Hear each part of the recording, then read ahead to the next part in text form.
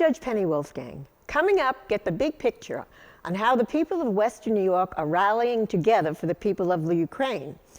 And reporter Tony Farina catches up with a controversial labor leader who went undercover for the FBI. Hear his story exclusively right here, right now, on The Big Picture.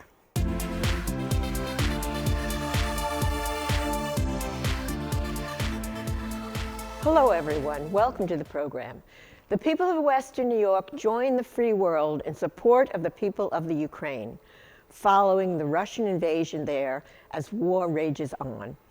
Our hometown camera recently captured video of a rally in downtown Buffalo with those who are standing with the Ukrainian people, many of Ukrainian American descent. Let's hear what they had to say. I think it's important for everybody to come out in support of Ukraine. I think this is affecting the whole entire world. It is. Yes.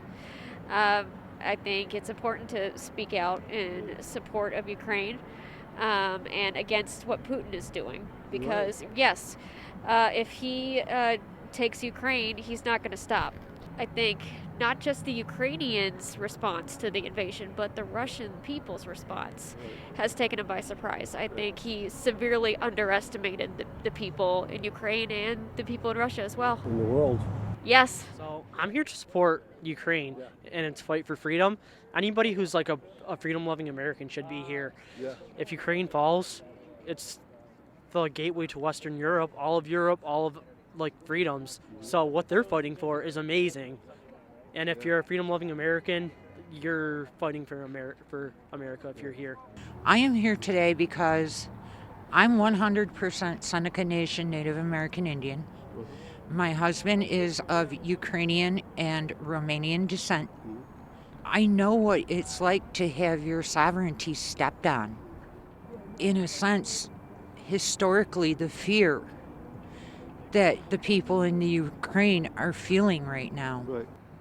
Their resolve is incredible. Yeah. Absolutely incredible. One outspoken supporter of the people of Ukraine is Myron Deputat. Many of you know him as the lead singer of Those Idiots, one of Buffalo's top polka bands, but he is setting his musical persona aside to step up in a very serious way for the people of his country. Myron joins us through Zoom technology. Welcome to the program, Myron. What's your connection to the Ukraine? Well, my parents both came from Ukraine. They met here in the States, and I was born here, but they left with their families during World War II and resettled here in Western New York. And I still have family there. I still have friends there. I've traveled over there several times, and I was brought up knowing the language and the culture, so I'm fluent in Ukrainian, and it's a terrible time right now. What are you hearing from the people that you still know that are in the country about what it's like there during this war, during this time? They're scared, but they have incredible resolve, and they're not going to back down, and they are requesting as much help as anyone can give. Just the fact that we reach out and they know that there are demonstrations, they know that people are asking for governments to support, gives them hope. And that's really important. Well, from your perspective, then what does Putin have to gain from this invasion? What do you think he has in mind? Putin is trying to recreate the old Soviet Union. He has stated as much multiple times that it was the greatest geopolitical disaster, as he says. What he's trying to gain really is his own power base and his own control. I believe that Ukraine, being successful as a free and democratic nation, becomes a thorn in his side because the people of Russia and Belarus and elsewhere have started seeing there is a different way. They don't have to live in a kleptocracy under a dictatorship. They can stand for themselves and have a free and democratic society. And with Ukraine being successful, that was a thorn in his side because he knew that it eventually would erode his own power base. Right. The Ukraine has embraced democracy and embraced freedom. And the attack that Vladimir Putin has made on Ukraine is a direct attack on democracy and freedom and those rights that we all believe every human being should have. Now, people all over the world are reacting to this war with sanctions against Russia. Do you think this response is strong enough to stop this aggression, or should there be more, or is there anything else that the world can do? Everything helps, but I think we're going to have to take a much firmer stance. Whatever sanctions have been done to date, they need to be stronger, and they are going to take time. I realize we're in a precarious situation because of nuclear threats and everything else, but if the world, the United States and the world, does not stand up to Vladimir Putin now, and he is successful with his campaign in Ukraine, it opens the door to all other dictators and kleptocracies and autocrats to start just having their own way, and our own country is going to be in threat of losing its own democracy over time. This is the first stand. We have to make a difference. If Ukraine does not stand, I fear that we are going to see a drastically different world, and we could see an escalation beyond what we expect today. Let's talk a little bit about Western New York. How is Western New York uniting to support the people of Ukraine? Well, many businesses have reached out, many people have reached out. Over at the Ukrainian American Civic Center and the Dnipro Ukrainian Center, the Ukrainian Federal Credit Union, they've all gotten together and people have been donating money and time. Many non-Ukrainian Americans even have come out to help demonstrate, to write to our representatives, our senators, and to the president.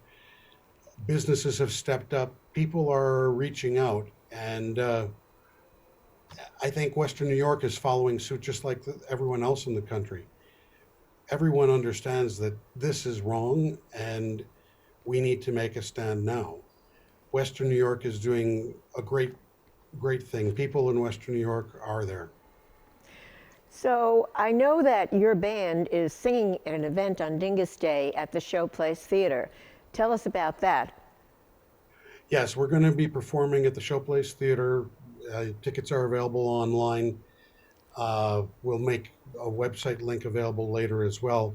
It's typically we perform at the Buffalo Central Terminal, though this year it's closed due to construction with the Buffalo Billion.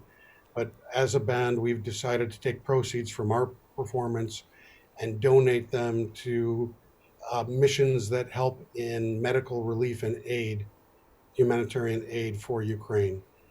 The last 2 years, we've been donating things from money from our causes to the Matt Urban Center, which is a local charity. But this year, we decided that with what's going on in the world, we have to do that. And we ask everyone to come out, have a good time, but help us support Ukraine. Well, I was going to ask you, one of my questions was, what can people do? Is there anything more that people from Western New York can do to show their support? It's interesting because I am in the Leo Sister City group for many years, and they've been sending memos and trying to support Ukraine with money and donations, and that's just one example. I'm sure that other groups here in Western New York can do something to help. Yes, if anybody who would like more information can go to ukrainiansofbuffalo.com. And on that website, there is all kinds of information with links of where to donate, example letters of what to write to the president and to our representatives, and ultimately get involved. One of the things we're planning to do also, this is going to be a prolonged conflict. And even after the war ends, there's going to be a lot of effort that will be required to help rebuild Ukraine, to help those people get back on their feet. Many musicians have contacted me locally, and we are going to be doing monthly concerts in the Western New York area in support of Ukraine and just keeping it in the forefront of people's minds. So it's important that we move forward and we continue to do this. We'll let everybody know as those concerts become available. We're planning one potentially for March 26th and another one for April 30th. And we'd like to do them once a month on the last Saturday. But So it's, come on yes. out and support us. Right. It's not something that you want people to forget, and it's not going to be over in a short period of time. So you feel like it's ongoing, and people should not, put it in the background of their minds. They have to keep it in the forefront and keep helping to support is really what you're saying. Now, we know there's a website, Ukrainiansofbuffalo.com, so people can find out a lot more on that site, right? That's correct. Okay. Well, thank you so much, Myron, for all you're doing for the people of the Ukraine. When we come back, reporter Tony Farina catches up with a controversial figure who risked his life to expose corruption.